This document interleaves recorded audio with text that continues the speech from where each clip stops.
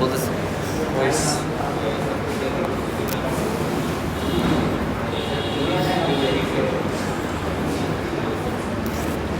ভুবন তো আমাদের ট্রিট দিলি না। হ্যাঁ হ্যাঁ হ্যাঁ কেন? কি ট্রিট কিসের লাগে?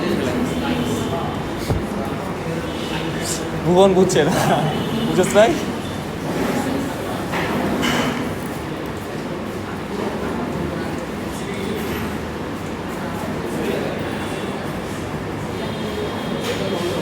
বল, তোর লাইফে কি এমন হয়েছে যে তোর ট্রিট দেওয়া উচিত?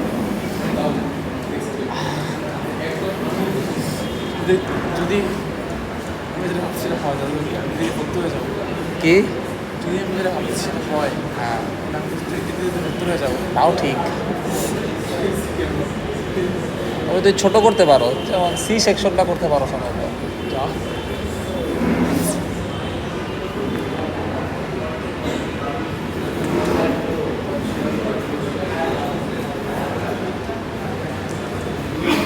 ইন্টিগ্রেশনের নিচে কি সি দেখছে? হ্যাঁ, এটা মানে আবার কি উপরে লিমিট নাই নিচে লিমিট আছে? সিমেন্স কারণ বিলিভ আর ফেল করবো রে, আমার হইতেছে।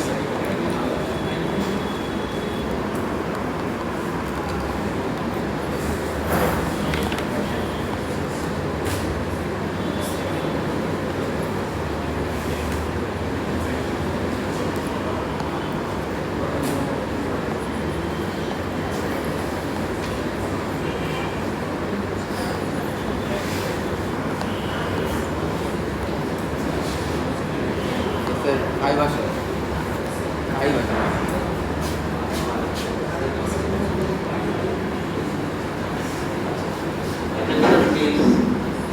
আমরা অনলাইন ক্লাসে লাইন ইন্টিগ্রাল নিয়ে আলোচনা করছিলাম এবং লাইন ইন্টিগ্রেশনটা আসলে ওয়ার্ক ক্যালকুলেট করতে সাহায্য করে সেটা কনজারভেটিভ ফোর্স ফিল্ডের জন্য মূলত লাইন ইন্টিগ্রেশন আমরা করেছিলাম, রাইট? এবং সেখানে দেখিয়েছিলাম লাইন ইন্টিগ্রেশনের মাধ্যমে ওয়ার্ক ক্যালকুলেট করার দরকার নেই, আমরা শুধু পটেনশিয়াল ফাংশনের ডিফারেন্সের মাধ্যমে ওয়ার্কটা ক্যালকুলেট করতে পারি যদি ফোর্স ফিল্ডটা আবার কনজারভেটিভ হয়। যেরকম একটা ম্যাথ দেখানো হয়েছে ক্লাসে, মনে পড়েছে? আজকের ক্লাসে আমরা যে একটা ভেক্টর ফিল্ড আছে সেটা হচ্ছে এই হচ্ছে একটা ভেক্টর ফিল্ড। আমাদেরকে বলেছে ইভালুয়েট করতে বা ভ্যালু বের করতে বলছে কার vector field dotted with TR এই ফাংশনটা কোনো কার্ভের রেসপেক্টিভ ইন্টিগ্রেশন, তাহলে এটা আসলে একটা লাইন ইন্টিগ্রেশন, তাই না? আচ্ছা, তারপরে আমাদের আসলে ওয়ার্ক ক্যালকুলেট করতে বলা হয়েছে, রাইট? কোন পয়েন্ট থেকে কোন পয়েন্টে যাব, কোন পথে অরিজিন থেকে ট্রিপল ওয়ানে যাব। অরিজিন থেকে ট্রিপল ওয়ানে যাওয়ার কতগুলো পথ আছে? অসংখ্য পথ আছে না, তাই তো? আচ্ছা, এরকম তিনটা পথ ওরা উল্লেখ করে দিয়েছে। পথটা হচ্ছে এতে এরকম, এতে হচ্ছে সরাসরি স্ট্রেট লাইন বরাবর, সিতে হচ্ছে কতগুলো স্ট্রেট লাইন সেগমেন্ট হয়ে অরিজিন থেকে ওয়ান ওয়ানে যাবে, ট্রিপল ওয়ানে যাবে, ঠিক আছে? আচ্ছা, এখন আমাদের যেহেতু আমাদের ইন্টিগ্রেশন করতে হবে ভেক্টর ফিল্ড এবং ডিআর এর ডট প্রোডাক্ট, যদি ভেক্টর ফিল্ড এবং ডিআর এর ডট প্রোডাক্ট নিশ্চয়ই এই রেজাল্টটা দিবে, তাই না? ডট প্রোডাক্ট মানে বোঝা যায়, তাই না? তাহলে এই ইন্টিগ্রেশনটা করে একটা কার্ভের রেসপেক্টে আমাকে করতে হবে। আচ্ছা, যদি এখানে আমার ফাংশনটা শুধু x এর হতো তাহলে কিন্তু dx x এর রেসপেক্টে ইন্টিগ্রেশনটা অর্থবহ হতো, y টাও আছে। আবার y এর জন্য ইন্টিগ্রেশন করতে হচ্ছে z ফাংশনটাও আছে, শুধু y নাই। তার মানে কি এখানে মাল্টি ভেরিয়েবল ফাংশনাল ইন্টিগ্রেশন আছে। যদি এখানে অর্ডিনারি ডিফারেনশিয়াল না থেকে পার্শিয়াল থাকতো তাহলে আমি সহজেই একটা স্টপ রেখে করতে পারতাম, কিন্তু এগুলো হচ্ছে অর্ডিনারি। তো এটার জন্য আমাদের লাইন ইন্টিগ্রেশনের টেকনিকটা হচ্ছে যে পথের রেসপেক্টে আমাকে ইন্টিগ্রেশনটা করতে হবে স্পেসিফিক্যালি এতে হচ্ছে এই পথটা, সেই পথটার প্যারামেট্রিক ফর্মটা আমাকে বের করে নিতে হবে অথবা দেয়া থাকলে সেটাকে ইউজ করতে হবে। দেখতে পাচ্ছি আমার এই c পদটা x = t y = t t cube already parametric ফর্মে রিপ্রেজেন্ট করা আছে। তাহলে আমরা পরবর্তীতে x y z এর জায়গায় আমরা কিন্তু এই ইন টার্মস অফ t তে সেটা রিপ্লেস করে দিব। ঠিক আছে, মানে কার্ভের প্যারামেট্রিক রিপ্রেজেন্টেশনটা আমার ইন্টিগ্রেশনে কিন্তু ইভালুয়েট করতে সাহায্য করবে। আচ্ছা, পরবর্তীতে আমার dx dy dz in terms of t তে আসবে। পরবর্তীতে c এর জন্য ইন্টিগ্রেশন আসলে t এর জন্য ইন্টিগ্রেশনে কনভার্ট করব। এখন এখানে দেখো যেটা হচ্ছে এটা সব সিঙ্গেল ভেরিয়েবল t তে কনভার্ট হয়ে গেছে। তাহলে আমি সিঙ্গেল ভেরিয়েবলের রেসপেক্টিভ ইন্টিগ্রেশনের যে কমন টেকনিকগুলো আছে সেটা ফলো করে ইন্টিগ্রেশনটা করব। এখন আমাকে কি বলতে হবে কি কেন 0 হচ্ছে c এর লিমিট? আচ্ছা, অরিজিন অর্থাৎ এই ট্রিপল 0 যদি x এর ভ্যালু 0 বসাই তাহলে কি কত হয়? y এর ভ্যালু 0 বসালে 0 হয়, z এর ভ্যালু 0 বসালে 0 হয়। তার মানে t = 0 আসলে অরিজিন কে করেসপন্ড করে। তো অরিজিন থেকে তো আমি শুরু করব ইন্টিগ্রেশন করা, তাহলে অরিজিন থেকে শুরু হবে, 0 থেকে শুরু হচ্ছে। ট্রিপল 1 ঠিক তেমনই ভাবে t এর ভ্যালু 1 কে করেসপন্ড করে। ঠিক আছে, সেজন্য আমরা 0 থেকে 1 কে ইন্টিগ্রেশন করে রেজাল্ট পেলাম হচ্ছে 5। ঠিক আছে, এখন আমাদের এইটাতে আমরা প্যারামেট্রিক ফর্মটা অলরেডি উল্লেখ করা ছিল বলে সরাসরি ইউজ করেছি সেটা। কিন্তু বিতে এরকম কোনো প্যারামেট্রিক ফর্ম দেয়া নেই, শুধু ইনফরমেশনটা বলা আছে। আমার অরিজিন থেকে 1 এ স্ট্রেট লাইন বরাবর যে পথ আছে সেই পথ অনুসরণ করে যাবে। তাহলে স্ট্রেট লাইনের প্যারামেট্রিক রিপ্রেজেন্টেশনটা আমাদের জানতে হবে। স্ট্রেট লাইনের প্যারামেট্রিক রিপ্রেজেন্টেশনটা কি হবে এটা যদি এখানে আলোচনা করি। আমার কাছে একটা সাপোজ পয়েন্ট আছে x1 y1 z1 three dimension একটা পয়েন্ট, আরেকটা পয়েন্ট হচ্ছে x2 y2 z2। মানে এই দুইটা পয়েন্টের সংযোগকারী যে সরলরেখা তার ইকুয়েশনটা কি হবে? তার ইকুয়েশনটা হবে x - x1 over x2 minus x1 is equal to y minus y1, y2 minus y1 is equal to z minus z1, z1 z2 minus z1 is equal to t, where t is any real number. ঠিক আছে, আচ্ছা এইটা হচ্ছে symmetric form of straight line, straight লাইনের symmetric form. আচ্ছা, সেইখান থেকে আমরা x equal to বলতে পারি x1 plus t times 2 minus 1, y similarly y1 plus t times y2 minus 1, z1 plus t times z2 minus z1। ঠিক আছে, এই তিনটা ইকুয়েশন আগে বলা হয় স্ট্রেট লাইনের প্যারামেট্রিক ফর্ম। ঠিক আছে, এটা হচ্ছে সিমেট্রিক ফর্ম।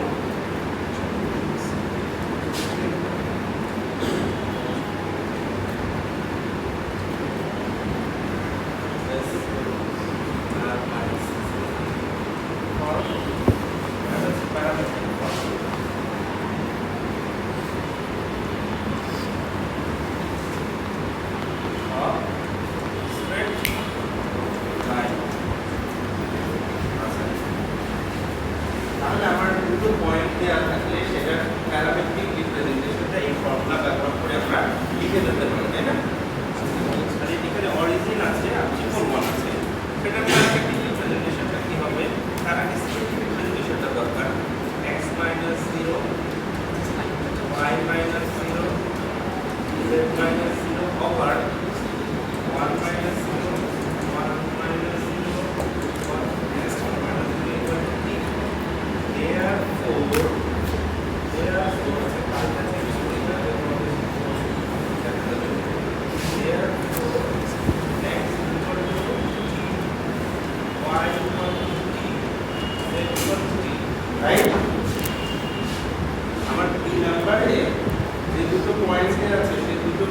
দিয়ে সরলরেখা যায় তার প্যারামেট্রিক রিপ্রেজেন্টেশনগুলো হচ্ছে এটা, রাইট?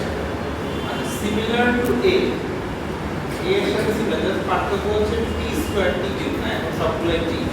তাহলে আমরা একই এতে যে কাজ করেছি এখন সেই কাজটাই করব। সো এটা এখান থেকে dx কত হয়,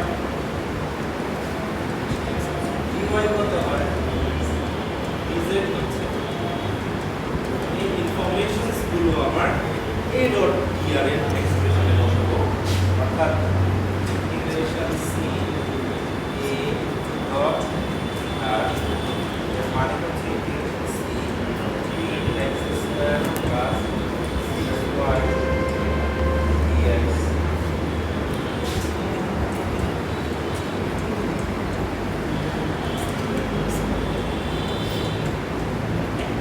এখন বিষয়গুলো বসানোর দরকার আছে।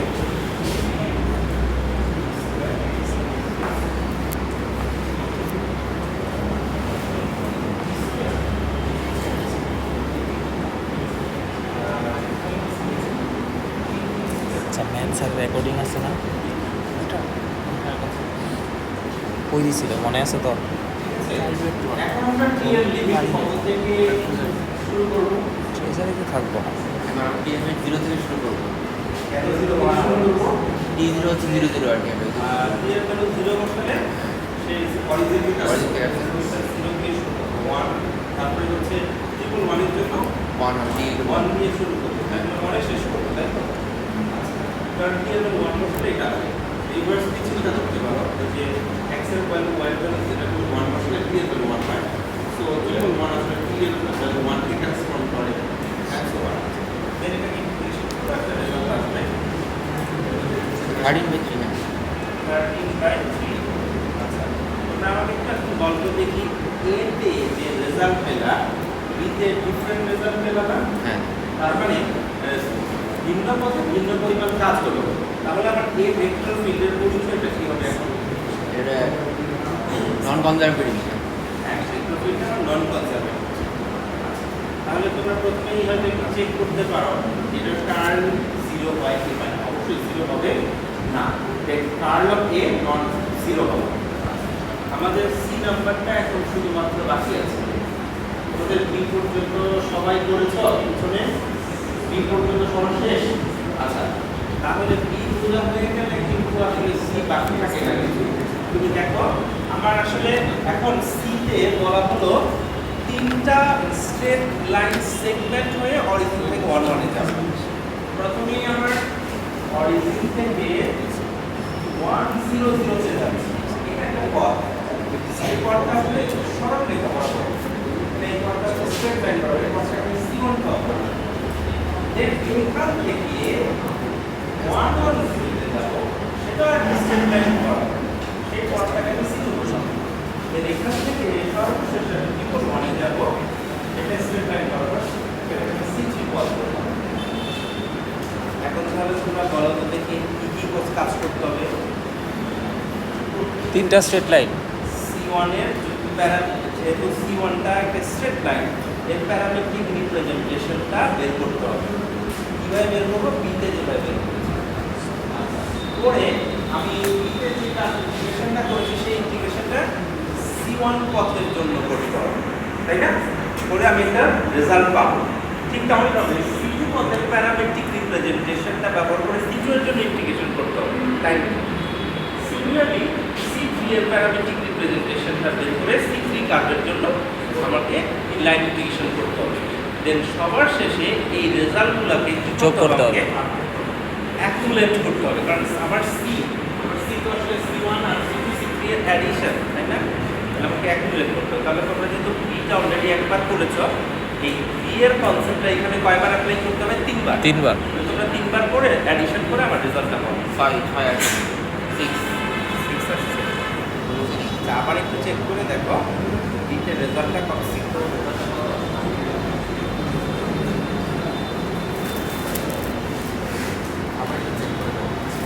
স্যার এই যে কি বলে 0 থেকে 1 0 0 এটা কিন্তু স্যার y আর z এর মান কনস্ট্যান্ট 0 0 তাই না? তাহলে dy = 0 তাই না?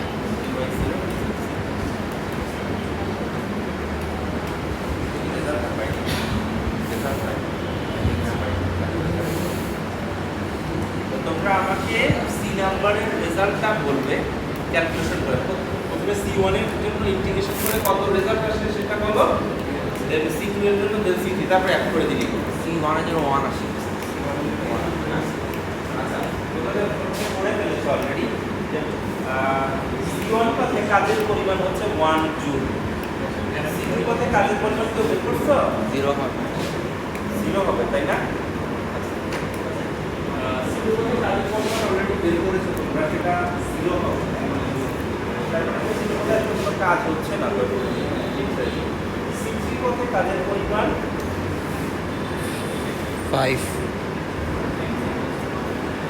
বুঝতে পারছেন? আমি বুঝতে ভেরিফাই করো যে 1 0 আসছে, ভেরিফাই করে দেখো কাজের পরিমাণ একটু আসছে।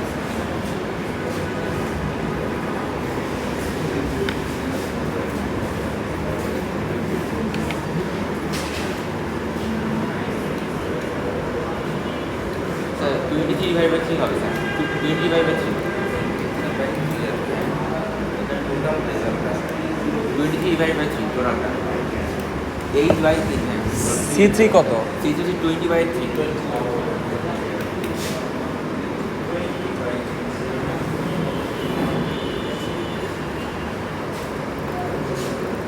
অলরেডি করে ফেলেছে।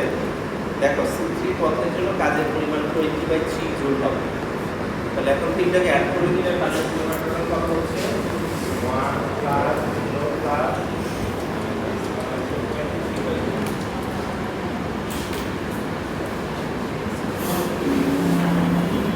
তাহলে কোন পথে কাজের পরিমাণ বেশি? C3 sir লাস্টেরটা। কোন পথে কাজের পরিমাণ বেশি হচ্ছে লাস্টের যে পথটা, এখানে 5, এখানে 30/3 ছিল, এখানে 30/3, তাহলে এখানে বেশি পরিমাণ কাজ করতে হচ্ছে, এখানে কম পরিমাণ কাজ করতে হচ্ছে।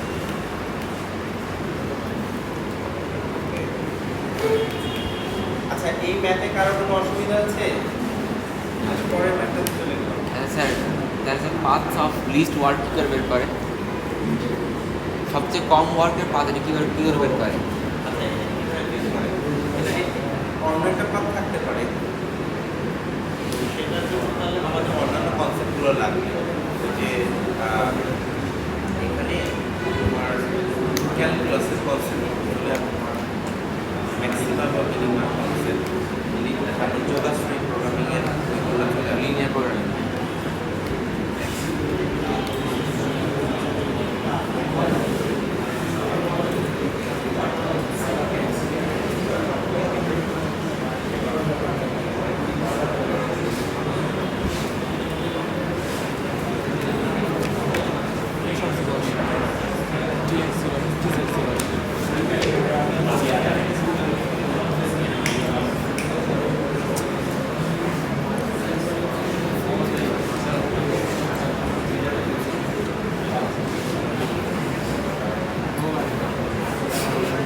the best math class নাকি? ইটস অল ফেয়ারি টেল, কিন্তু পরীক্ষার সময় না।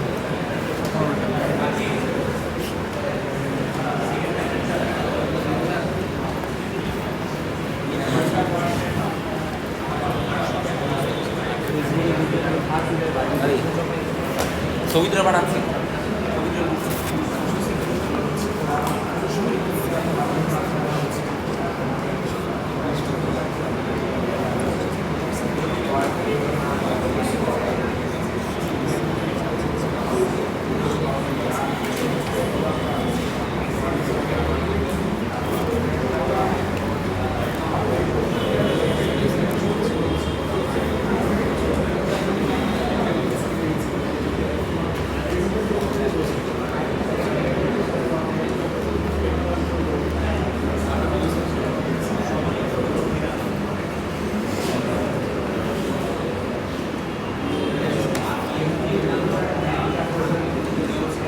কি লিখছে? সার্কুলেশন কি লিখছে? আকিব, হ্যাঁ সার্কুলেশন, হ্যাঁ। বল পরে পাঠাচ্ছি, আগে লিখতে হবে এটা। এই তোমার টাইম নাই, ফার্জির টাইম নাই।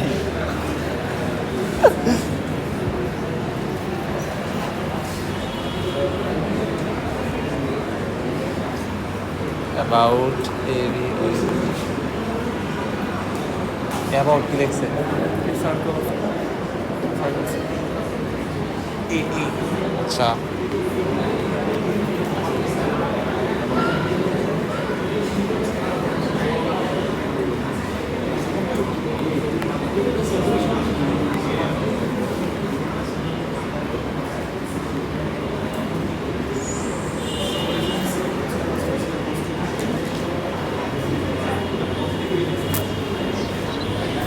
সেন্স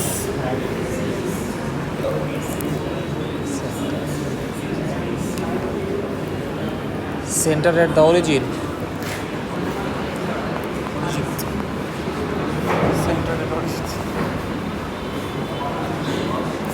আমার একটু পড়াই দিস মামা, কিছু পারি না বুঝছস, হ্যাঁ পড়াই দিস। আমি তোমার পাশে বসছিলাম না এই পরীক্ষায় বিডি পরীক্ষার দিন দেখছেন আমার কি অবস্থা হয়েছে তুই দেখছিস তো আমার কি অবস্থা হয়েছে, কিছুই পারি নেই। কি লিখছে এটা? ইস কোথায় ট্রাভার্সড। ট্রাভার্স হ্যাঁ in the positive sense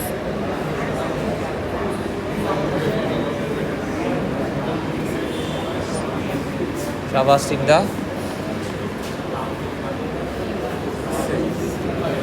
কি লিখছস? পজিটিভ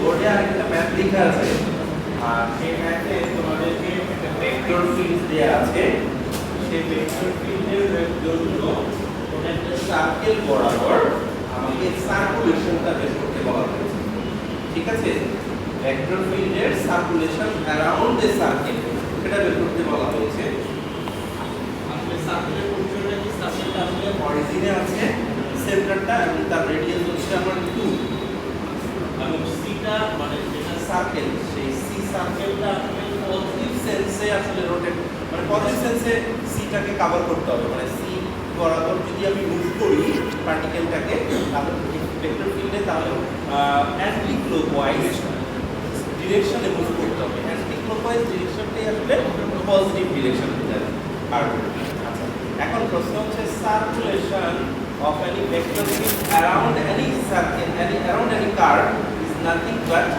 line integration ঠিক আছে তার মানে এখানে তোমাকে a dot dr এই ফাংশনটা ইন্টিগ্রেশন করতে হবে উইথ রেসপেক্ট টু সার্কেল ঠিক আছে তাহলে তুমি সার্কুলেশনটা ক্যালকুলেট করতে পারবে জাস্ট ল্যাঙ্গুয়েজটা একটু চেঞ্জ করে দিয়েছে আগের কোশ্চেন ছিল ইভালুয়েট a dot dr এখন বলেছে circulation of the vector filled with respect to curve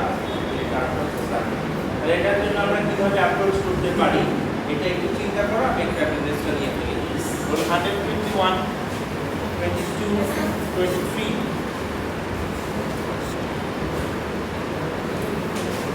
24 25 26 7 8 29 yes 30 31 32 33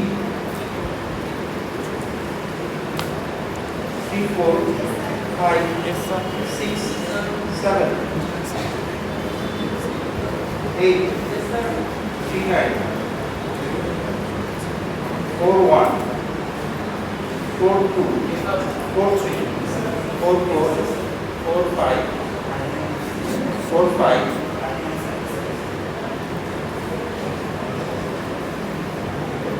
45 accept 46 7 8 yes sir 49 49 50 51 52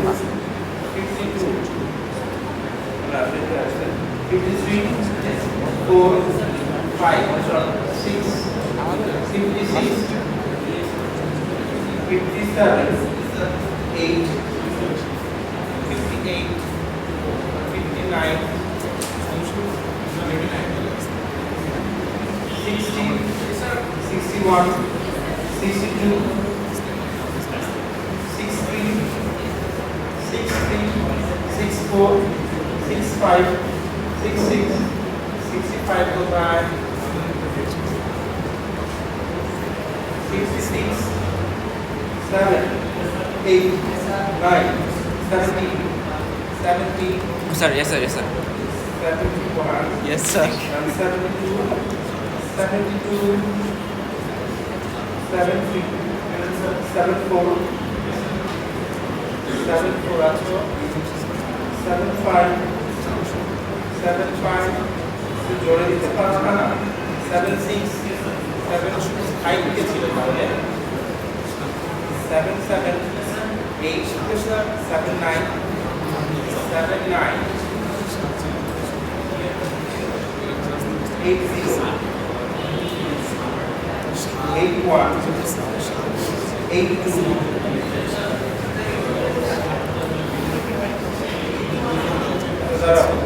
79,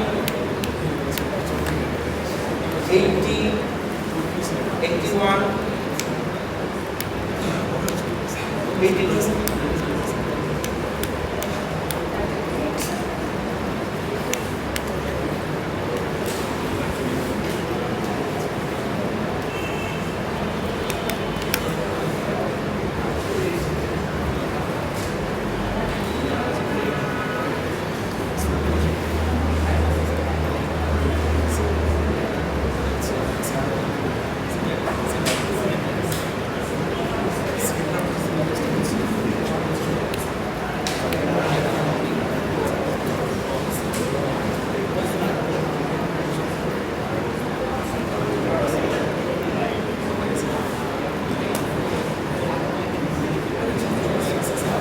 কোন জায়গায় মুভি দেখার প্ল্যান হইতেছে কোন জায়গায় মুভি দেখার প্ল্যান হইতেছে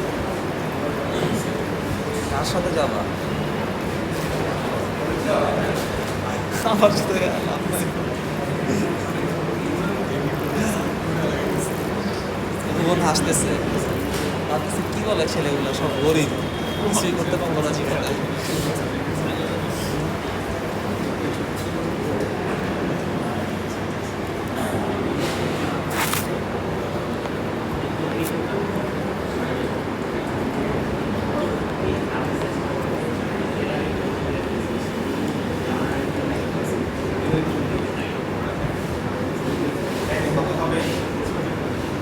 এক্স হবে 2 sin 2 cos t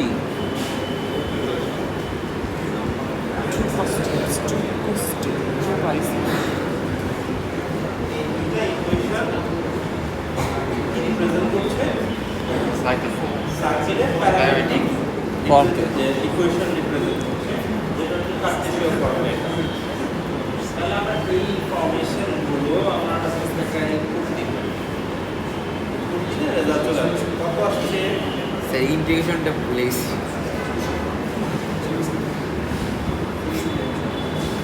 ভুলাটাই স্বাভাবিক বললো স্যার বললাম ভুলাটাই স্বাভাবিক স্যার বলে না আমি বললাম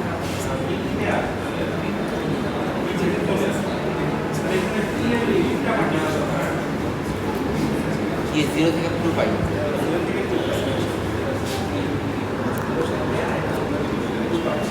আচ্ছা তোমরা বুঝতে পারতেছো কি কি কাজ করতে হবে নাকি অলরেডি শেষ করেছো এটা কি করতে হবে বুঝতে পারছো আচ্ছা আমার এটা হচ্ছে সার্কেলের প্যারামেট্রিক ফর্মটা সেখানে dx dy ক্যালকুলেট করে সব জায়গার ফাংশনটাকে ইন্টারসেপ্ট কিতে দিয়ে দিতে হবে যখন ইন্টিগ্রেশন করব এরপর একটা কমপ্লিট সার্কেল আছে যেটা অবশ্যই 0 থেকে 360 ডিগ্রি বা 0 থেকে 2 পাই রেডিয়ান মুভ করতে হবে আমার এই ওরিয়েন্টেশনটা হচ্ছে পজিটিভ ওরিয়েন্টেশন খেয়াল করে দেখো সার্কেল কনসিডার করে মনে রাখতে এই সার্কেলটা আমার এই লিনিয়ার মানে এই পয়েন্টটা হচ্ছে ট্যানজেন্ট উপর আছে এটা আমার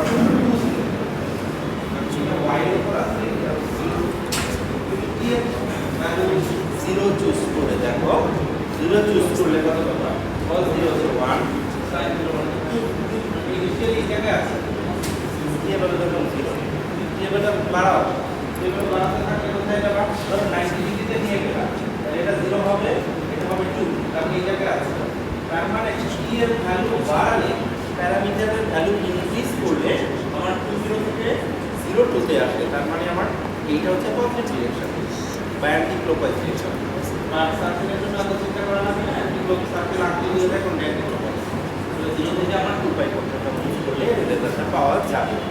তো ইন্টিগ্রেশন করতে গেলে আমাদের মূলত কিছু ফর্মুলা লাগে। এখানে ফর্মুলাটার মধ্যে এই ফর্মুলাটা কাজে লাগবে আর মনে হয় সাইন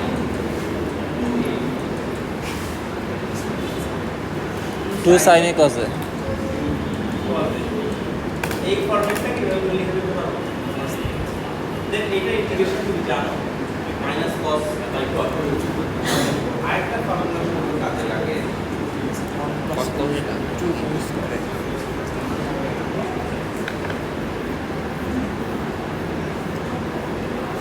কষ্ট থেকে ফর্মুলা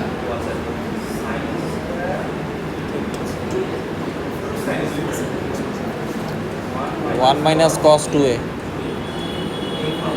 2 cos স্কয়ার এর 1 বাই cos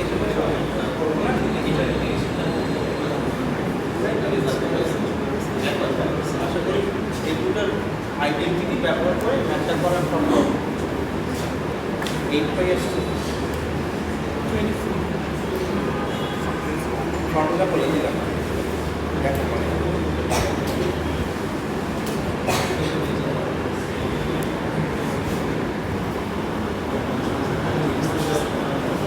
আমাদের এই কোর্সে আর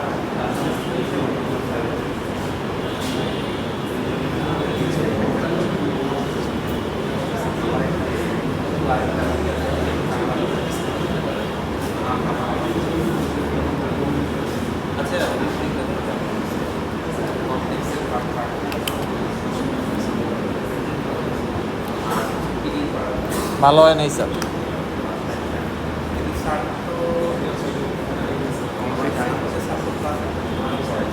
স্যার পড়াইছে তো, পড়াইছে স্যার, ওই যে মাল্টিপ্লায়ারগুলো খুঁজে পাই নাই আর কি। স্যার 8 পাই আসছে 8 পাই। 8 পাই আসছে না? আচ্ছা এটা যে ব্যাংকের রেজাল্ট বের করেছো কয়জন? এটা বলো রেজাল্টটা কত? করনি